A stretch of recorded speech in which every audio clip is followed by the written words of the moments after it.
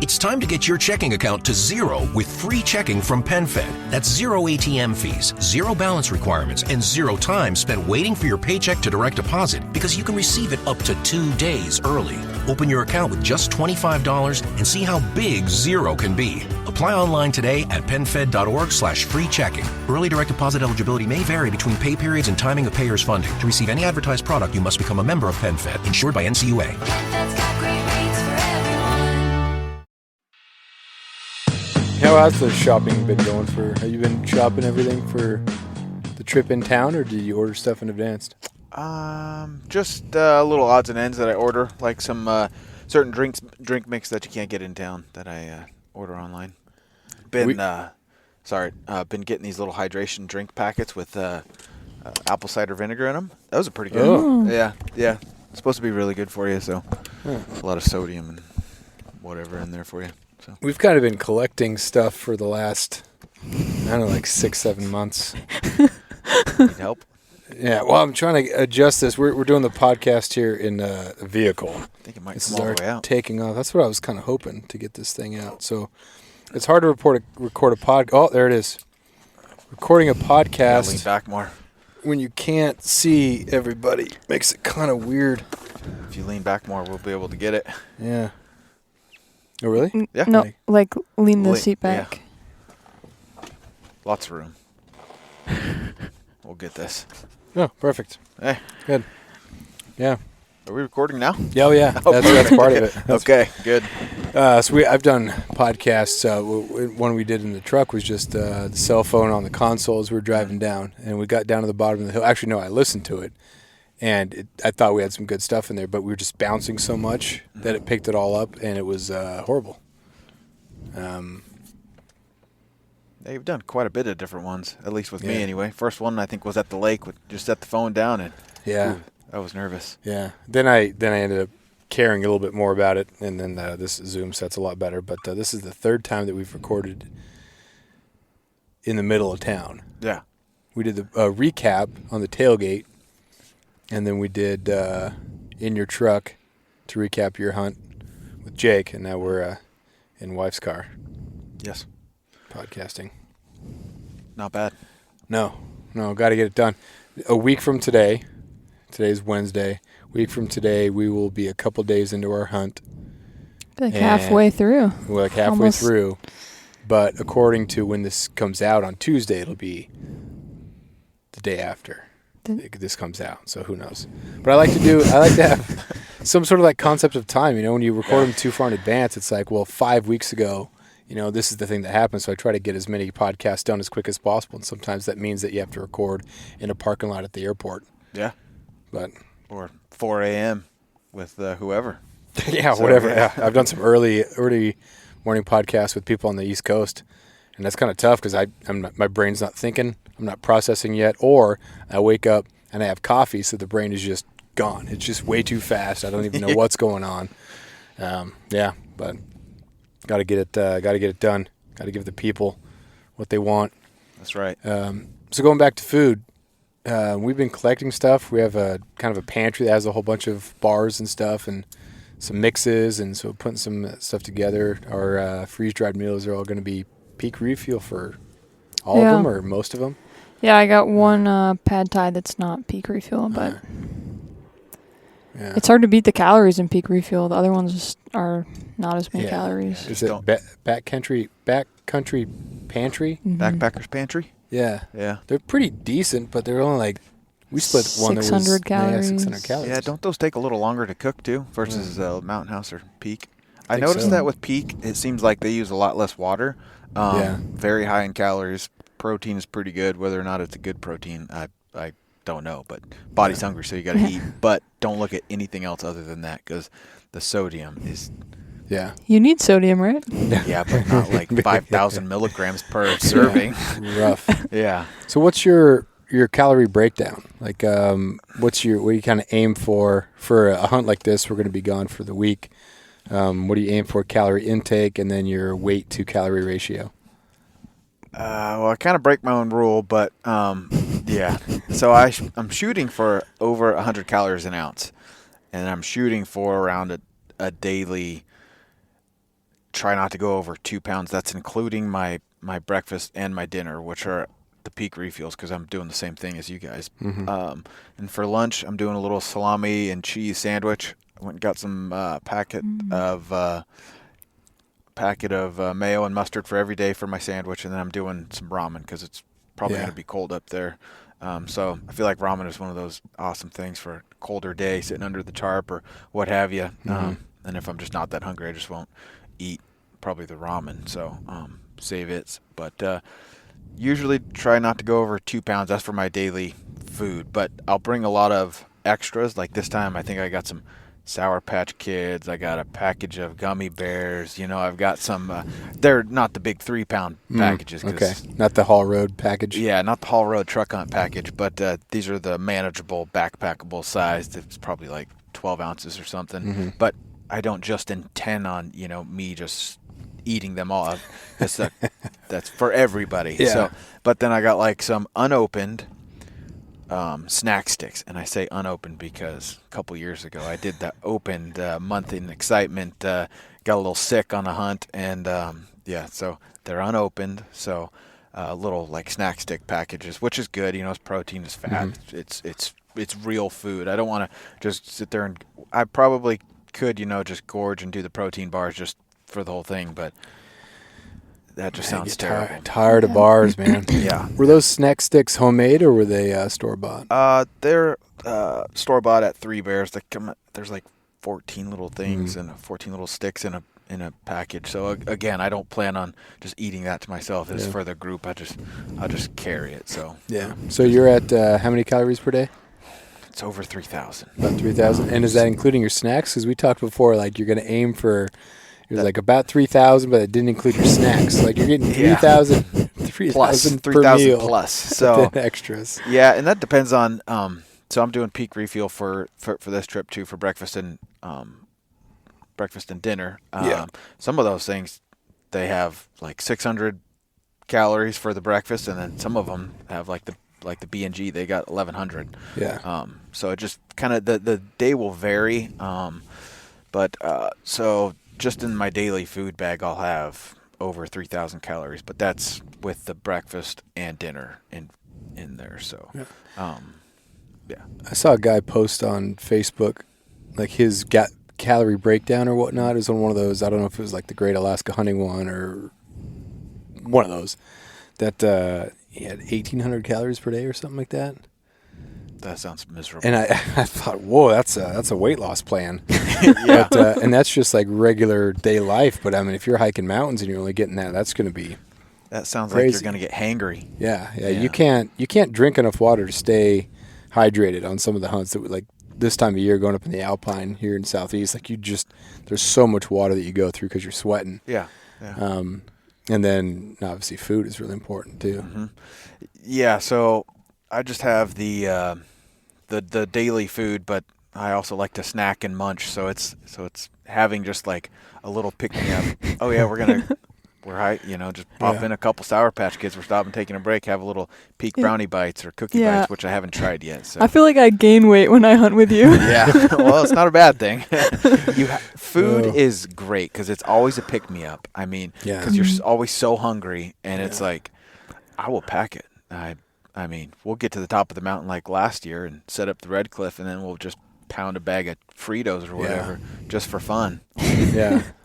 Yeah, I think, and we've talked about this a little bit before, I think there's definitely something to be said for the minimalist, going hard and, being as light as possible, but there's also the enjoyment element is so important too. If your goal is to get, 20 miles back and you only have a certain amount of time, so you have to go fast and you have to go super, super light, but I don't know, finding that mix of, I just really want to enjoy that. I'm taking some time off from work, and I don't want to just be miserable, and I don't want to come back malnourished. I want it to be fun. I want to hunt hard. I want to hunt well, but I want it to be really fun too. Yeah, and I haven't had anybody complain when I've pulled out a big bag of Fritos or a bag of jerky or Sour Patch Kids, any of that good stuff. So not at all. There's normally like a smile, like, oh yeah, I'll have some of that. Yeah, that's nice. I think the first time we went on the hunt was that bear hunt in the Alpine.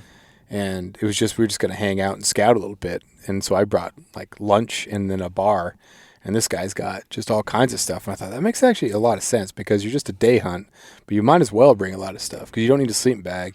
You don't need a lot of the stuff that you would need for overnight, tent, whatnot. So you might as well just replace that with food and just have a great time making coffee or making tea or whatever. Yeah, got lots of coffee for this trip. I got lots of drink mixes because I get kind of bored when you're just drinking just water after water. I like to switch it up, That's why I got some drink mixes. I got some caffeinated stuff in case we have a long day and we need to push. But I also got a lot of coffee for each day. I mix it up with Mount Baker mochas or whatever from Dark Timber. Those are good. Yeah, pretty good. And then just little odds and ends and snacks and stuff. So I have not tried the Peak brownie bites and the cookie bites yet. I think those are pretty good. I think we had the brownies or something somewhere along there. I don't think you did. They're like little circular dehydrated cookie bite balls. Good. So we'll see. We got back from the goat hunt, and almost immediately, I don't know if we were listening to a podcast or we started talking about something, but Abby just started gathering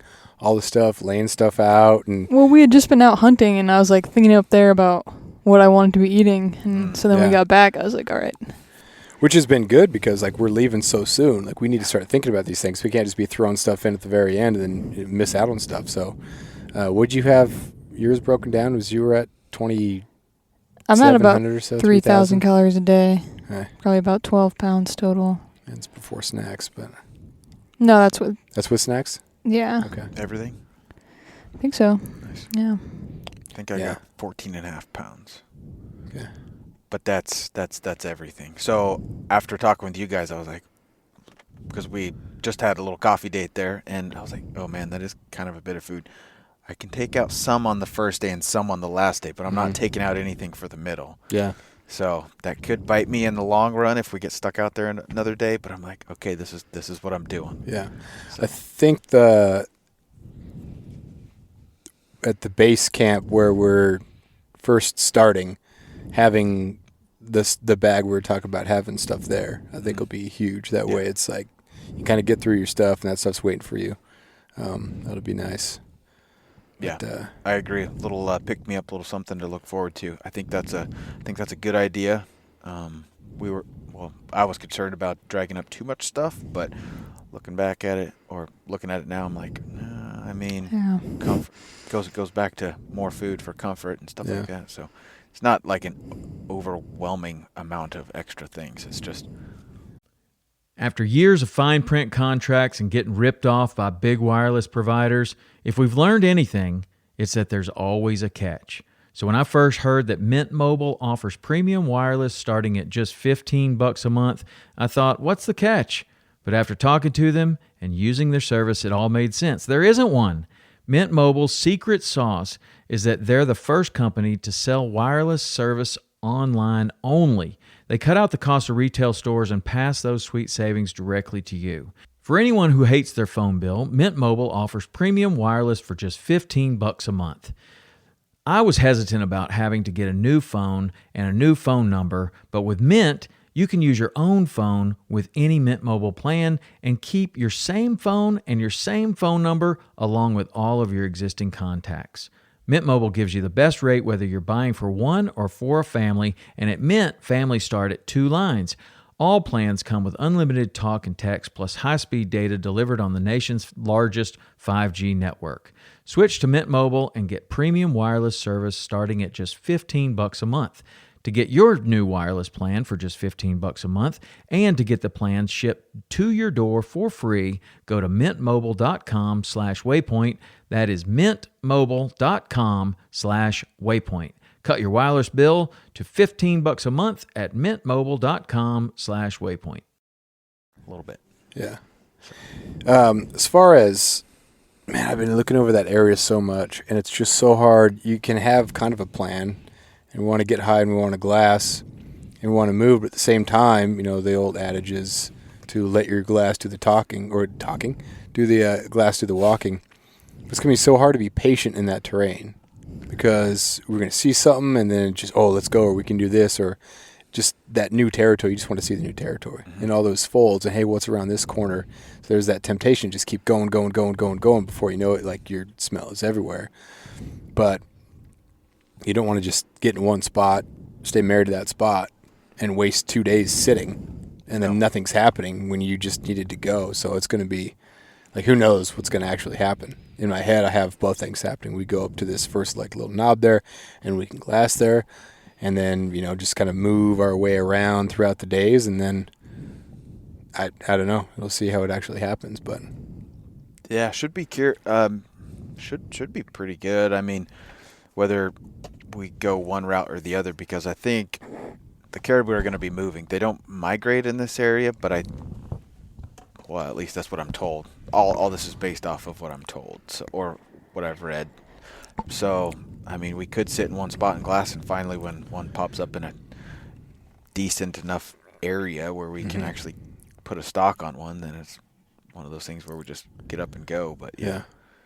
It'll be it's like relative migration too, because like your 40-mile herd, that's a migration. Porcupine herd, that's a massive migration. So these ones that don't really have migration, they're still moving based on time of year and whatnot. It's just not the same. Is it kind of rut for them? I guess the rut happens more in October. Oh, okay. Yeah, I think late September is when they're drinking piss. Yeah. Oh, gross. I hope that doesn't affect the meat. I've been told that the meat is really good, so I'm just. This is all new to me. So, like, we went up and we shot ours in early August off the tundra there. So early August, and they were young, so they were real tasty, Yeah. lean, real tasty. Very lean. I have heard some of the big trophy ones that have come out of some of those further north.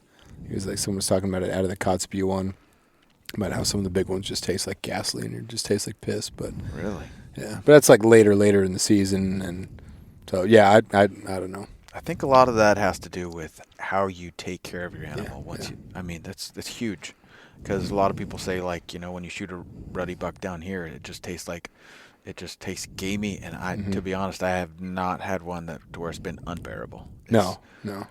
I've had one that you could taste that it was like an animal. Mm-hmm. Other times it's like super mild. Like we had sheep or goat tenderloin last night, and it just tasted phenomenal. Nice. Like, it wasn't gamey, wasn't meaty, wasn't wild. It wasn't.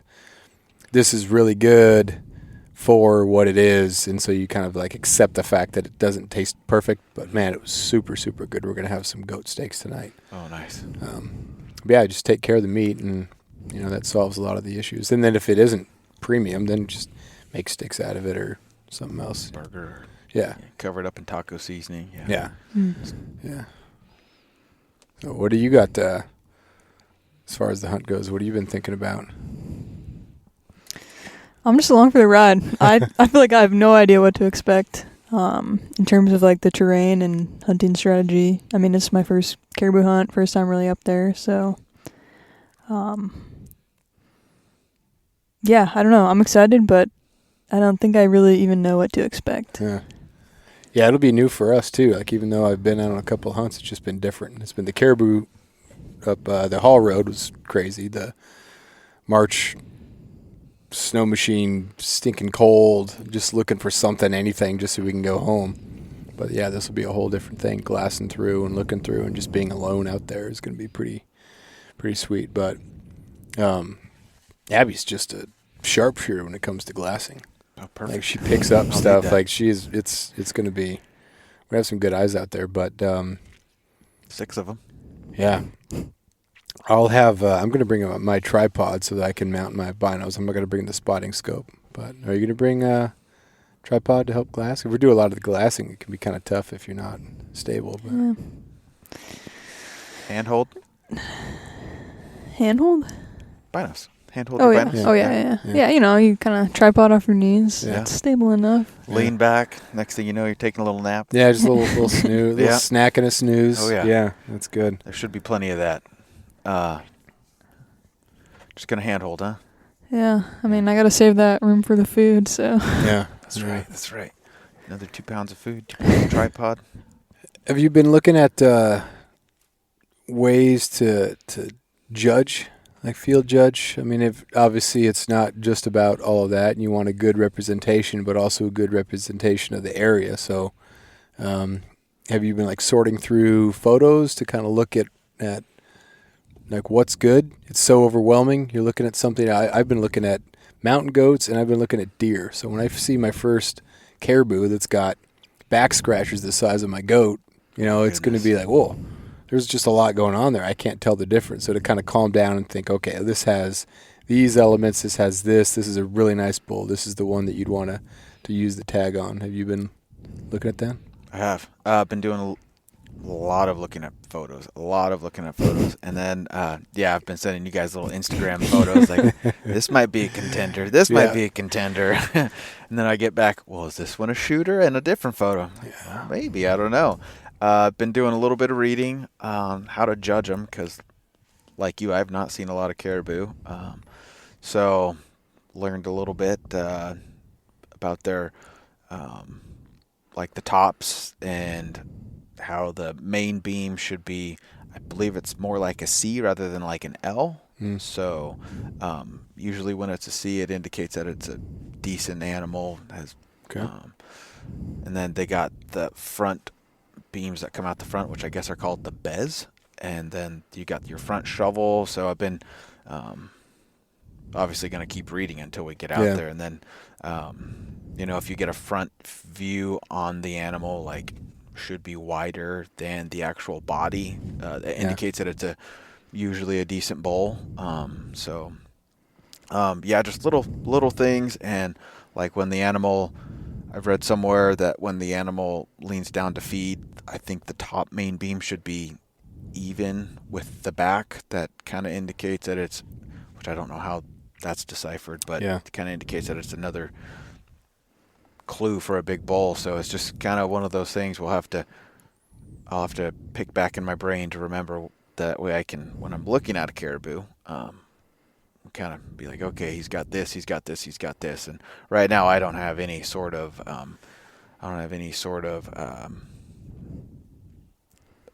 what am I trying to say? I'm not looking for any big tops. I'm not looking for back scratchers, none of that stuff. Like I just want, when I look at the bull, I just want it to be like a wow factor. And that's got to be the one.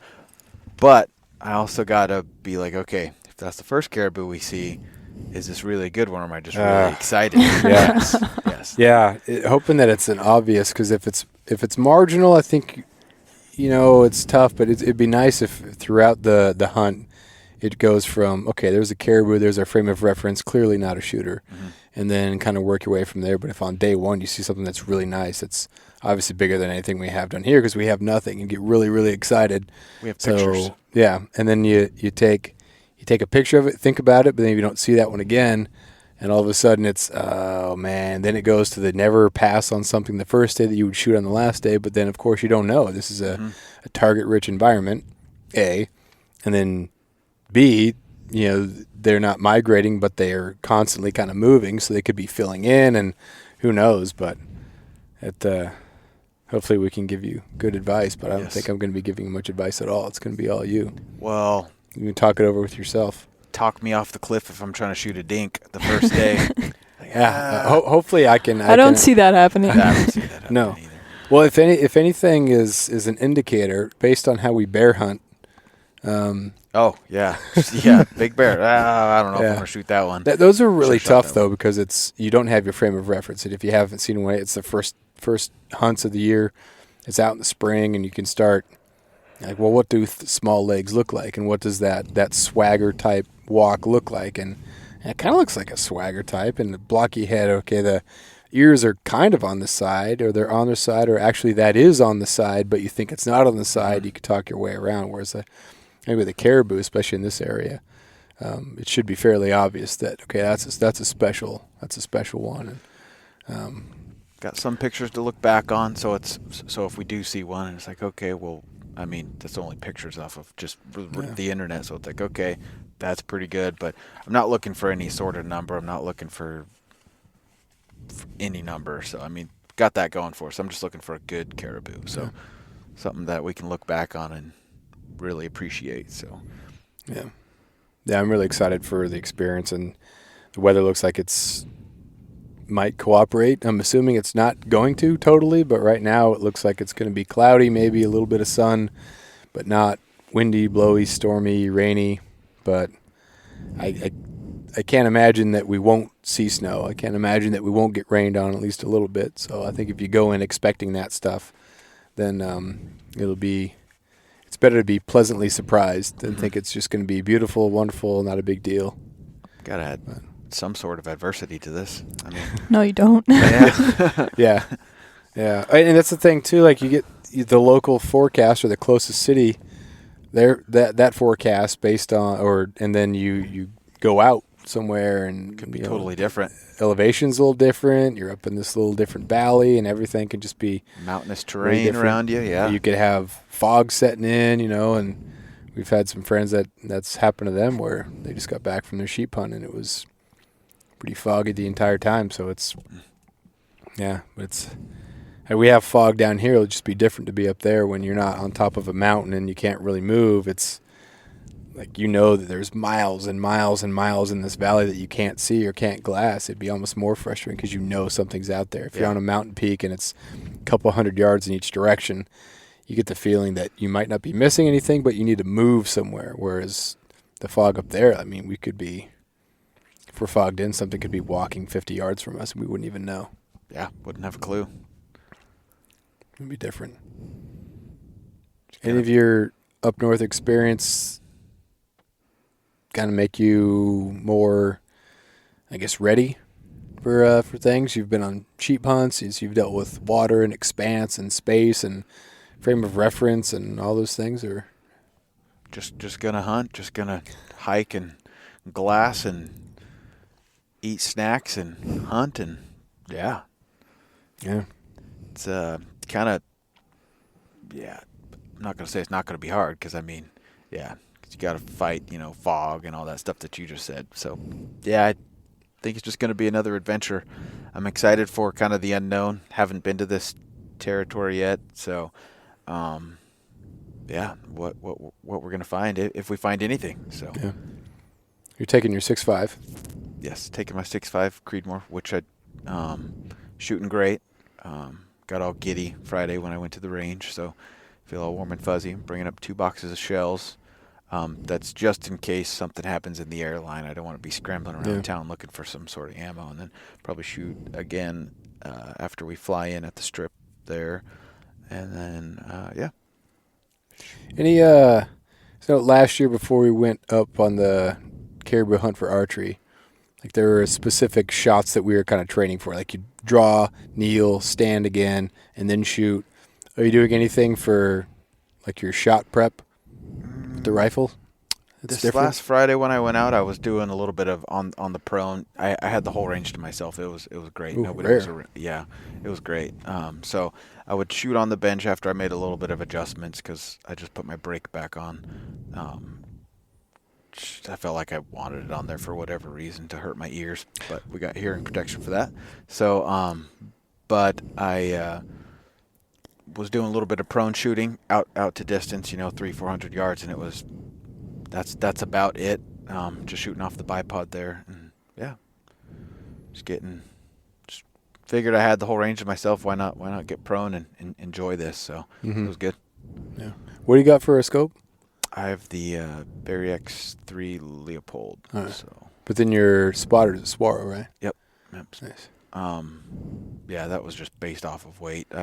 That's a light scope. I think it's like 16 ounces or something like that. Okay. It's got the little CDS turret in it, so there's hardly any guesswork. If the rangefinder says 400, I just dial my little scope to 4 and Nice. yeah. And what are you shooting?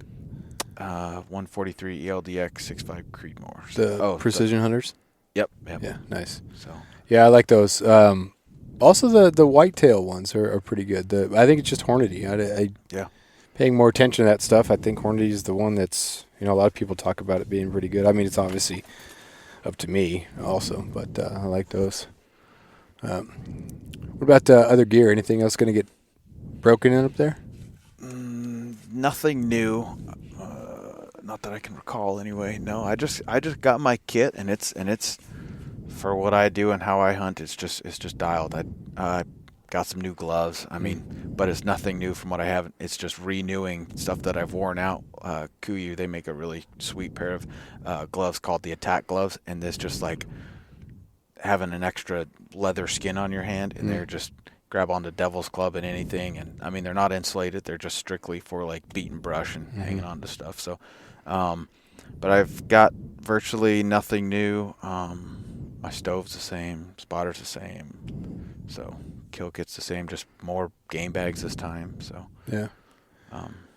It'll be. I've used the pants. We got the new Stone Glacier M7s with the insulation in it. Oh yeah. So just like a little bit of fleece in there, fleece line, which would be pretty sweet. Used them on one hunt, one of those cold, rainy hunts. But they where we were didn't have to hike way much. too hot for down Yeah. here. So we had to unzip. But I'm thinking that'll be a good place for them to potentially shine up there. And I got a new pair of Nice. gaiters. Is that like a rain pant, or is that like a soft shell, or? It's a rain pant. Zip all the way down the side, so I'm hoping they can go through the brush. And it seems like they were doing pretty well in that buck brush up on the mountains, where you kind of have to push through a little bit, and it wasn't like it would kind of get snagged a little bit, but then you look for a scuff or a tear and didn't see anything. So if it can handle that stuff, hopefully up there should be good to go. Yeah. And then I had these old Sitka gaiters that, granted, if you're looking at gaiters, like, between sizes are kind of important, because if your calf doesn't fit it just right, then there's not always a lot of give in those as far as cinching it down. So they just had a little elastic thing with the little plastic deal you cinch it down on there, but it just come loose. Like, it was just so cheap and horrible, and so I don't like those. But hopefully the Stone Glacier ones will be pretty good. Yeah. Abby, you're running the same. Upgraded the sleeping bag. Yeah, I've got a new sleeping bag. What degree? I think 15 degrees. Yeah, it's But my old one was like 35. It was so cold. It was August. horrible. That's an August bag. it was like half of one season. Yeah. I would just like always wear my puffies inside. Yeah. Yeah, new sleeping bag. I think that's kind of it. Your base layer, you're going to take the Alpine Fit base layer? Oh, yeah, probably. I think it's really nice. It's super Yeah. warm, and it doesn't smell. Yeah, we'll see if it doesn't smell for 7 days. Yeah. Is that the camo shirt you guys took a photo of with your? No, it's like a wool shirt that's made by a company up in Anchorage. Okay. And it's, I don't know, they're pricey, but they're super sweet. Like, Yeah. I wore one, I think, for like 4 days straight for work over in Prince of Wales, and like, it felt clean on day 4. Like, it was, Did you give it the sniff check? yeah. Yeah. Good. Yeah, and Oh, I mean, that's there's good. like silver threads in it or something, because silver is antimicrobial. Wild. So Yeah, it's like, it's pretty high. Do you have It's- some? Yeah, I got a long sleeve when I was up there. We actually both got them, and I mean they're super comfortable, and they fit in such a way. Like, she has some of those middle sizes too, so it's based on you can be 6'2", or you can have weigh 185, 190, 200 pounds, but you can have different body types. You can be tall or thin, Short, fat. short fats or whatever. So they kind of keep that in mind. So they have some fits, but not so many fits that you just have Go cross-eyed or whatever. Yeah, you go crazy. Yeah. But it fits well enough where you can use it as your base layer, but you could also put something underneath it if you wanted to. Nice. So it's in that perfect little middle. Some of those base layers are super, super tight. Other ones are like a little bit looser, but super comfortable. And then I've worn, you're pretty warm when you get up there from sweating, and then as soon as the wind hits you, sometimes you get cold, like in the other ones on Twin Day for Abby's goat that we were both wearing. That was the outdoor research camo thing. Super thin, so like it's nice. It attracts the heat because in the sun, because it's a dark color. But then as soon as the wind starts to blow, you get cold like immediately. So you hate the shirt, but you wear it all the time. I love the shirt. Do you think that because you're hiking up in said shirt, you are getting sweaty, and then when the wind hits you, it's just from being a little damp? Yeah, 100%. Oh, yeah. Okay. Yeah. So that's So it's not the shirt. It's just no, being- it's not the shirt, Okay. and it's the design of the shirt. Like, it's meant to kind of do that. It's almost like a sun shirt. So if you Yeah. any piece of gear, if you wear it in the wrong application, it's not going to be successful. Okay. So the thing I really like about that Alpine Fit shirt is that you sweat in it, but then if you have to sit down and take a snack or something like that, it's going to insulate enough and it's going to protect the wind, protect from the wind a little bit. Nice. So you can hike up in it. You don't need anything else on over, and then you could. Yeah, big fan of those. So I might bring that one up. But I also have a merino wool thing. I'm going to bring one pair of change. Is that in your airstrip bag? Or is that just that you're hiking with? I don't know. Are you going to keep it there? Or are you going to keep it with you? I mean, I'm assuming I should keep it with me, just because if you get wet out there, then you're going to be miserable until we go back. So, but I'm going to try to keep it as light as possible. I think I'm just bringing the one shirt. If it gets wet, I'll just go with just fleece. Yeah, I've got 3 pairs of socks, and that's with me wearing one, so I got 2 extras, Okay. which is probably standard. And then I've got, let's see here, I've got 2 shirts, one that I'll be wearing, and then I got a long sleeve, which I might just take one. I mean, cross that bridge when I get there, because I got another long sleeve type base layer pullover, and then I've got my fleece sweater, windproof fleece that's pretty nice, and then I've got my rain gear and then my puffies, so I might leave my extra shirt at home. But in my airstrip bag, I threw just some clean clothes in there, so that way when we're done, just change into some extra clothes, which, I mean, still not going to have a shower, so it really doesn't make a difference. I mean, you can only do so much with a baby wipe, so Yeah. yeah. So I think I'm on the fence on bringing another shirt, so. Yeah, with pants, I got those M7s. So they're a rain pant, but because they're fleece lined, like you can just rock them as the pant. So it does potentially take away the need for a separate rain pant. Oof. Or if you have a regular pant, you put that on, it just might be too much. So I think you can go long underwear with that as your pant, because you can zip down the sides to vent. So are you not bringing rain gear? Well, those are rain pants. Oh, they are. Okay. Yeah. Sorry, I know what I'm talking about. But yeah, the M7 is their rain gear. It's insulated. So the insulated rain pant. So Doesn't really feel like rain pants, well, it's because they're insulated. but they are waterproof. We've worn They them are in the water. rain. Yeah, and they're great. But yeah, I'm used to like just that thin Gore-Tex, light, packable, whatever stuff you just put over stuff. So to have a pant that works as like you wouldn't need anything else. Like that would be your waterproof pant is kind of I don't know if I think I trust it. Like it was stinking raining like crazy, and we were dry unless we were hiking too much. But so I can't decide if I want to go pants plus those, or if I want to just go long underwear underneath and just vent when I need to. But yeah, a couple pairs of socks, and then probably 2 fleece tops, and then that long sleeve. Should be good. Yeah. Yeah. The kit's just the clothing kit is just dialed. I just can't see myself changing anything there. No. So. Yeah, I haven't used puffies this year yet. So you're bringing puffies? Oh yeah, I bring puffies every time. Really? Yep. I at least bring my top. Yeah, that's just something that it's down. It's a waterproof down. So get away from my tent or something happens, I can throw it on and I can at least be warm and I can survive a night if I ever get in somewhere in some trouble. So, but yeah, Abby usually brings her puffy. Yeah, the whole kit I think for the pants and the jacket is under 2 pounds. So, and they pack down to nothing. But I mean, I'm not gonna hike in them, and yeah, they're just for cutting the wind and being insulated. So Yeah. I got the Kuyu. They're camo, so they're tactical. Yeah. Yeah. Full zip, so you don't even have to take off your boots. You can just so if we stop in glass, just zip them on and zip them off. So And you've had this for a couple of years now. yeah. Yeah, that's good. Well, it's one of those things. It's like I'm not gonna hike around with the pants because the first time you catch a brush or catch a twig or something, their feathers are gonna go everywhere. Yeah. So, or if you're like my buddy, my good buddy Jake, and you hit it on the red fiery stove and feathers just go everywhere in the tent. It is the most funny. Yeah. One of the funniest things I've ever seen. Yeah. Did you piece all that stuff together? Or did you buy it once? I can't remember. I've had it for so long.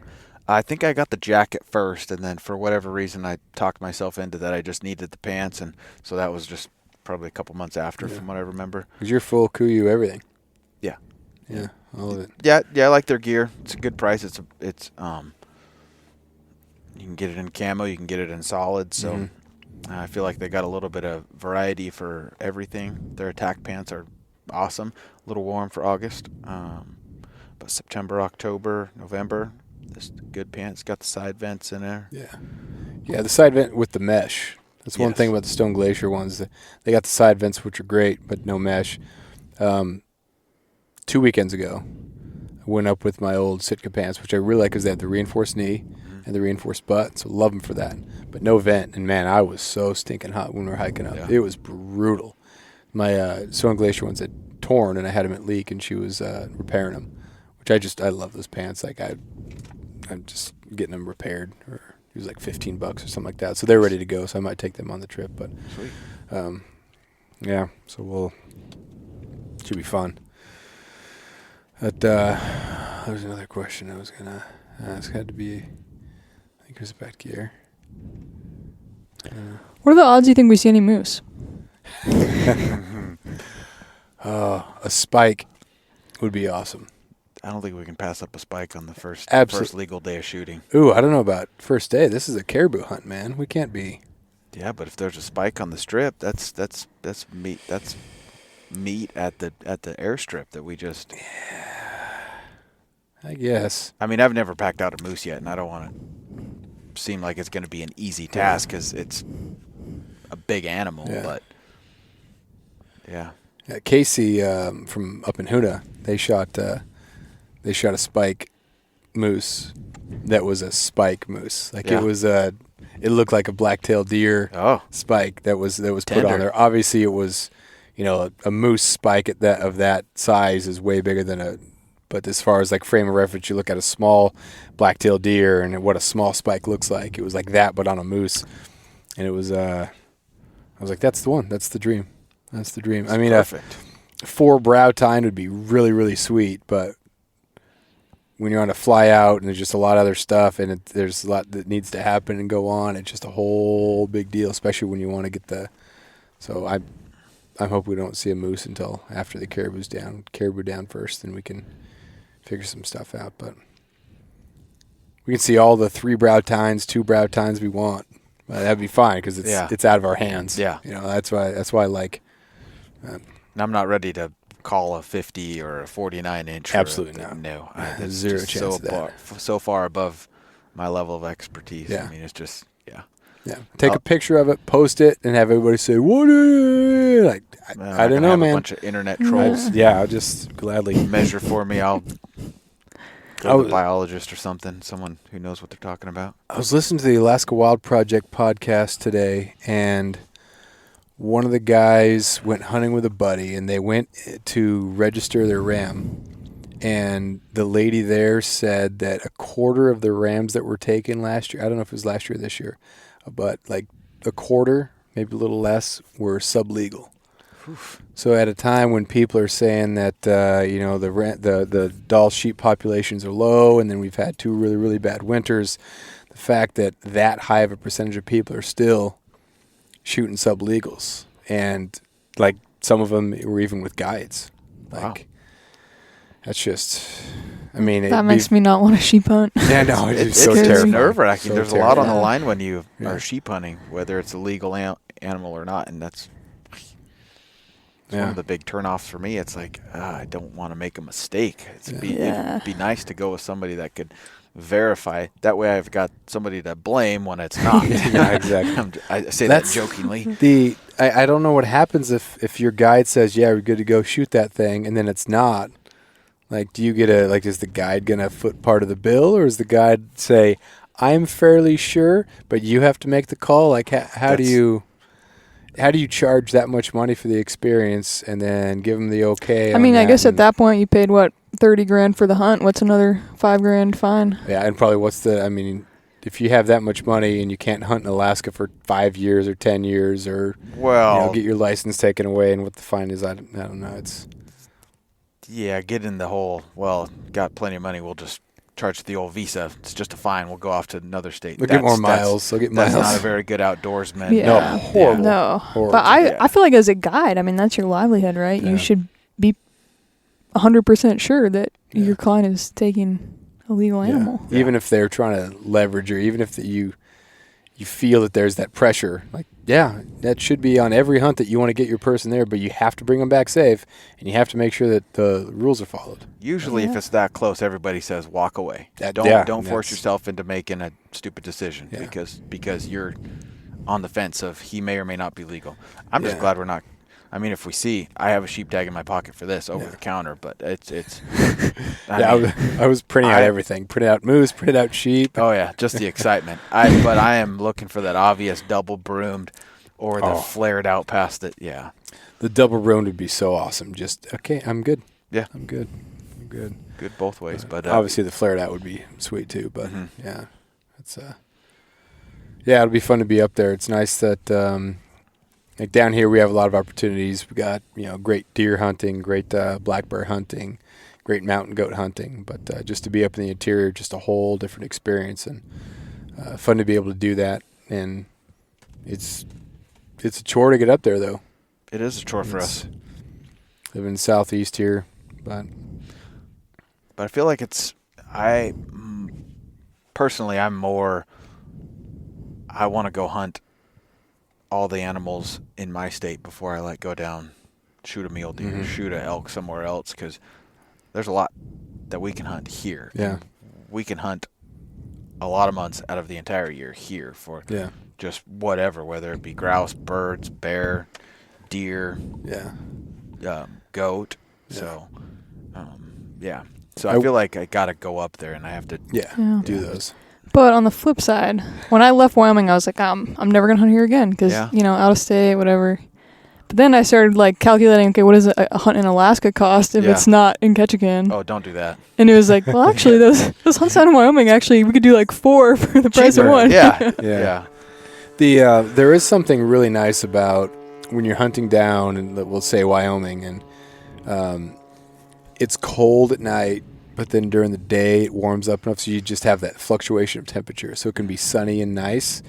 And then when you're walking up these hills that there's no brush, there's some brush, but you can get through it. And then in some areas the lines between in your topographical map are 25 rather than 100. Yeah. It's like, oh, geez, there's a lot of lines, man. This is going to be so steep. And think, oh, these are 25. These aren't 100. We got this. No sweat. This Yeah. is going to be easy. So it is nice to, and there's some really, really rugged territory too. But yeah, it is nice to be down there, and just different experience, and you get a lot of people, and But everything is so accessible down there. yeah, I actually had a friend, and she's doing her master's right now, and she just went for a hike, the mountain range there, and she was posting all these pictures of elk, just out Oh, by the cool. trail, Nice. by the road, and I was like, it's archery season. People can be shooting these animals. Yeah. yeah. Never happened when I was there, but No, we had some fun down there. It's a cool experience. And there are some similarities when you're up there in the expanse, and we talked about it a little bit when we were up on the Hall Road, that it's just flat, like nothing. And I got kind of a Wyoming vibe because some of the tussocks up there kind of look like some sage. But just that flatness, that forever flatness, and even the rolling hills, the barren rolling hills, just as you're starting to come south from Dead Horse, you start to get some of that, and it feels kind of that Wyoming-y. And we're hunting pronghorn, but you can get across those small little hills a lot faster down south than you can up here with all the tussocks and whatnot. So just that expanse. It'll be cool to see the expanse. Yeah, the tussocks, man, those were humbling. I hope we don't run into any of those here.